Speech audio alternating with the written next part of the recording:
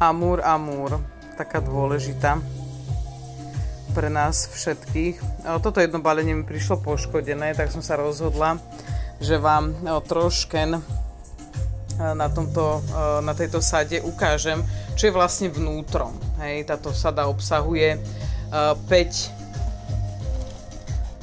rôznych prvkov tejto vydymovacej sady, kde som to nazvala ako okvetné lístky lásky. Hej.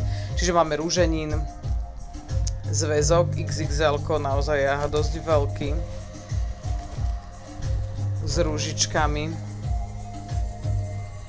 Čiže okvetné lístky rúže, cedrové drevo, vavrín, eukalyptus, čiže silné emocionálne hojenie, uzdravenie a harmonization.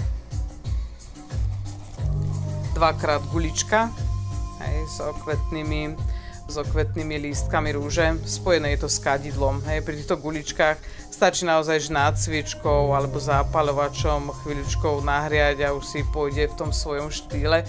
Čiže toto je taký očistujúci a priťahujúci práve tú nebeskú lásku.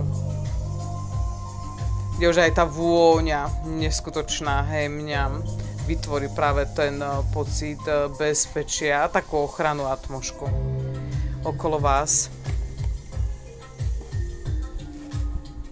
A tento trojhránok, tak sme to nazvali, je spojený s tou rúžou, čo vidíte naozaj takto detailne, keď vám to ukážem. Čiže tá rúžička nad drobnou a je to spojené s kadidlom, čiže na harmonizovanie priestoru a práve pritiahnuť to božské svetlo, lásku a ochranu. A tieto moje hrubáčiky, krásne, voňavé, už poznáte, hej, aj z námastečka som vám ich nedávno ukazovala. No zaostri mi to, nezaostri mi to. Takže tiež vidíte, že tá rúžička tam je. Tiež je to s kadidlom spojené a je zdrojom takej bezpodmienečnej lásky, ktorú určite ucítite. Tá vôňa ako tej rúže s tým kadidlom, to je fakt, že veľmi silné spojenie a aj ten priestor bude nie len prevoňaný, ale budete sa cítiť pokojný, taký vyrovnaný, ustálený. Takže toto je celá taká sada. Nájdete aj link, hej, kde vám to dám. A ak nemáte názväzok, buď kadidlo, alebo napríklad mušľu, tak mám v Amare takéto hlinené myštičky práve na odkladanie. Tu vám ukazujem moju už takúto veľmi aktívnu.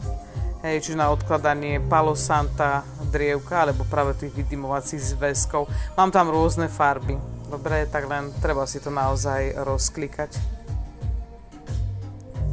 Aj takto mám Palo Santo drievka, tiež s tou rúžou.